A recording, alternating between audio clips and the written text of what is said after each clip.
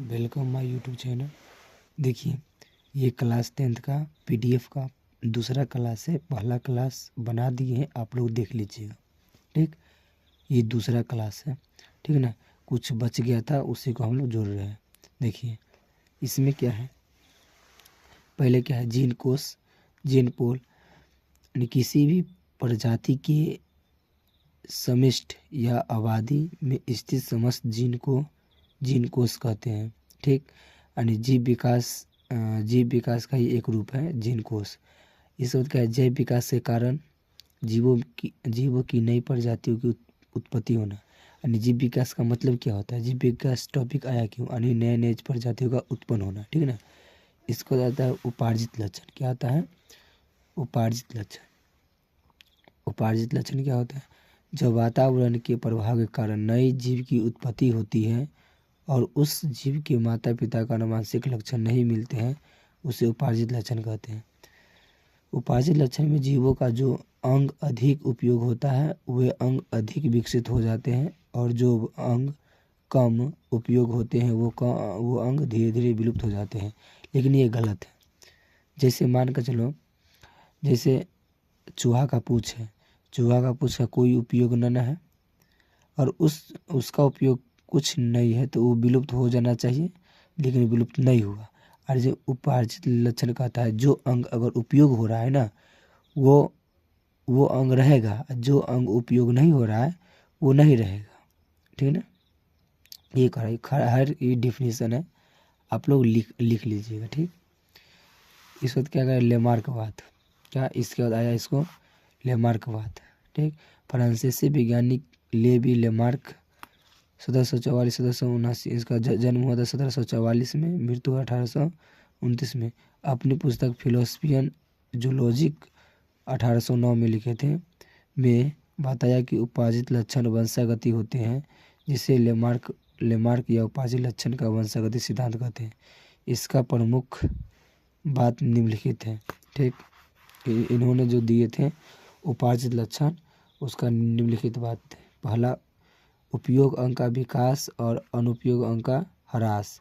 यानी जो अंग उपयोग होगा उसका विकास होगा और जो अंग अनुपयोग होगा उसका यानी खत्म, धीरे धीरे उसका ह्रास खत्म हो, यानी ह्रास मतलब खत्म हो जाएगा। दूसरा क्या है, उपार्जित लक्षण का वंशागति। तीसरा क्या है, जीवों के अंगों पर प्रकृति का सीधा प्रभाव। ठीक, इसके बाद है क्या, लेमार्क की बातें कुछ आलोचना, यानी इन्होंने बोले थे ना, इस पर कुछ आलोचना की, विरोध की। वो क्या है, देखिए आप लोगों को बताते हैं। इसको बोलेंगे भाई साम वैज्ञानिक ने लेमार्क की बातों को गलत साबित किया। इन्होंने चूहे के पूँछ काटकर 21वीं पीढ़ी तक प्रजनन कराया, तो चूहे के संतान में हर पीढ़ी पूँछ स्थित रहा और इन्होंने साबित किया कि उपार्जित लक्षण वंशागति नहीं है। इन्होंने बोले थे लेमार्क साहब कि उपार्जित लक्षण वंशागति है, लेकिन साबित कर दिया कौन, वाई साम साहब ने, एक वैज्ञानिक है, उन्होंने साबित कर दिया कि उपार्जित लक्षण एक वंशागति नहीं है, यानी एक पीढ़ी से दूसरी पीढ़ी जा नहीं सकता है। ठीक, इसके बाद देखते हैं हम लोग चार्ल्स डार्विन के बारे में। Charles Robert Darwin. ठीक, अंग्रेजी वैज्ञानिक चार्ल्स रॉबर्ट डार्विन ने अपनी पुस्तक द ओरिजिन ऑफ स्पीसीज में बताया कि जीवों का विकास प्राकृतिक चयन के द्वारा होता है, जिसे डार्विनवाद या प्राकृतिक चयन का सिद्धांत कहते हैं। चार्ल्स डार्विन ने 1859 में अपना सिद्धांत प्रकाशित किया। लेमार्क ने उपार्जित लक्षण पर चर्चा की। चार्ल्स डार्विन ने आनुवंशिक गुणों पर चर्चा किया। लेमार्क ने उपार्जित लक्षण पर चर्चा किया था और चार्ल्स डार्विन ने आनुवंशिक गुणों पर चर्चा किया। ठीक, इस एक नंबर पूछेगा, आप लोग देख लीजिए। आनुवंशिक गुण, वैसा गुण जो माता पिता के आते हैं उसे आनुवंशिक गुण कहते हैं, जिसे चार्ल्स डार्विन ने साबित किया। यानी कैसे माता पिता का गुण आता है, कैसे एक पीढ़ी से दूसरी पीढ़ी संचरण होता है। साबित किया कि आनुवंशिक गुण पीढ़ी दर पीढ़ी संचरित होता है। देखो, सबसे पहले किए थे वो मेंडल साहब, लेकिन उसके बाद पर कोई ध्यान नहीं दिया। इसके बाद देखिए, इन्होंने कुछ बातें बताई। समुद्री यात्रा 1831 से 1836 तक दक्षिण अमेरिका अमेरिका जाने वाले एक ब्रिटिश जहाज HMS विगल से किया। डार्विन के अनुसार जीवों में प्रजनन के द्वारा अधिक से अधिक संतान उत्पन्न करने की क्षमता होती है इन्होंने कुछ बात बोले। ठीक। जाति उद्भव किसे कहते हैं? जाति उद्भव किसे कहते हैं? देखिए, जाति उद्भव प्राचीन काल में सभी जीव एक समान थे और लैंगिक जनन के द्वारा संतति उत्पन्न करते थे। ठीक। जिसके कारण जीवों में कुल विभिन्नता उत्पन्न होती थी, जिससे जीवों की वृद्धि करके अचानक एक नई प्रजाति का निर्माण हुआ, जिसे जाति उद्भव कहते हैं। जाति उद्भव कहते हैं। ये दो नंबर ही है, लिख लीजिएगा, आप लोग याद कर लीजिएगा। इसका है क्या? जीवों का वर्गीकरण कैसे किया? जीवों में समान गुण एवं क्रिया के अनुसार विभिन्न श्रेणी में बांटा गया है, जिसे वर्गीकरण या पदानुक्रम कहते हैं। जैसे जगत, उपजगत, डिवीजन, वर्ग, गण, गुण, वंश, जाति। ठीक ना। मेढक का वैज्ञानिक नाम राना ट्रिग्रिना है। ठीक। चलते हैं अगले पेज पे है।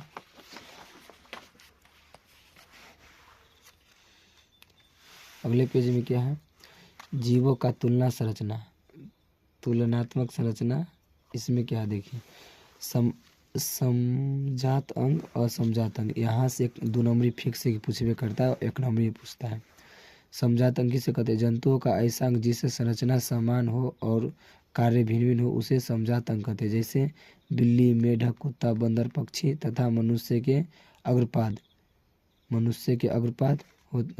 समान होते हैं। मेढक, कुत्ता, बंदर, पक्षी तथा मनुष्य के जो अग्रपाद होता है वो क्या होता है? समान होता है।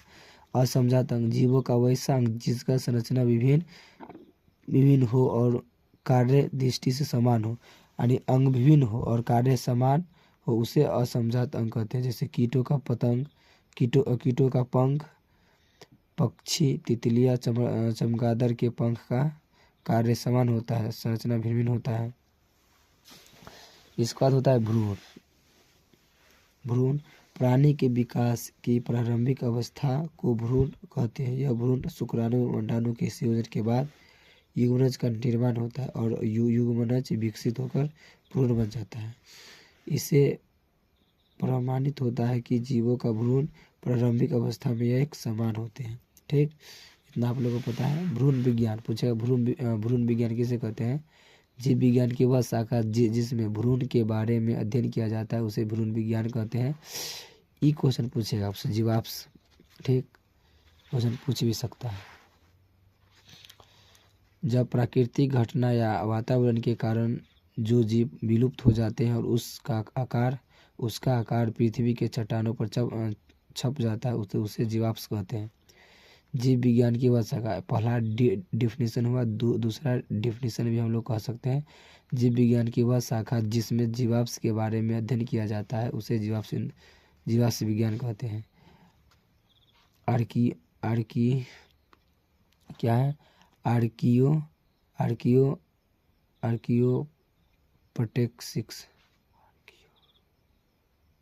आर्कियोटेरिक्स ऐसा जीव है जिसमें रेप्टिलिया एवं एबीज यानी पक्षी दोनों का गुण पाया जाता है। ये दोनों जीव उसी का पूर्वज से हुआ है। ठीक। अगला पेज हम लोग देखते हैं। अगला पेज में क्या है, आप लोग सिर्फ उतार लीजिएगा, क्लास में समझा देंगे। ये क्या है? जीवाश्म की आयु काल पता लगाने के लिए 1 नंबरी सब है। C14 का उपयोग किया जाता है। इसका देखिए, ये क्वेश्चन पूछेगा रेडियो कार्बन काल क्या है? यह जीवाश्म की आयु पता करने का सबसे उत्तम विधि है, जो पुरानी से पुरानी वस्तु को आयु ज्ञात की जाती है, जिसे रेडियो कार्बन काल कहते हैं। लिखेंगे, जिसे रेडियो कार्बन काल कहते हैं। इसका होता है आणविक जाति वृहन। मानव शरीर के लगभग ऐसे जीवों में DNA पाए जाते हैं जिसके द्वारा भी विभिन्न लक्षणों का निर्धारण होता है।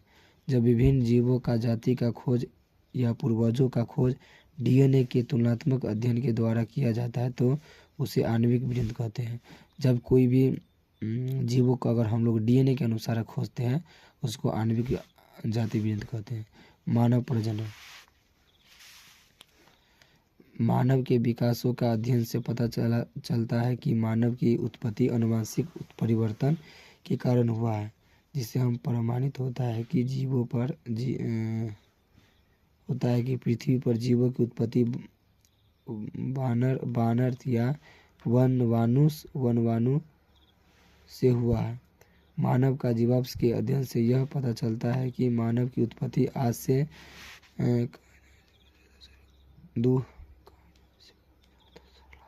2 लाख वर्ष पूर्व अफ्रीका के क्वेश्चन पूछेगा, अफ्रीका के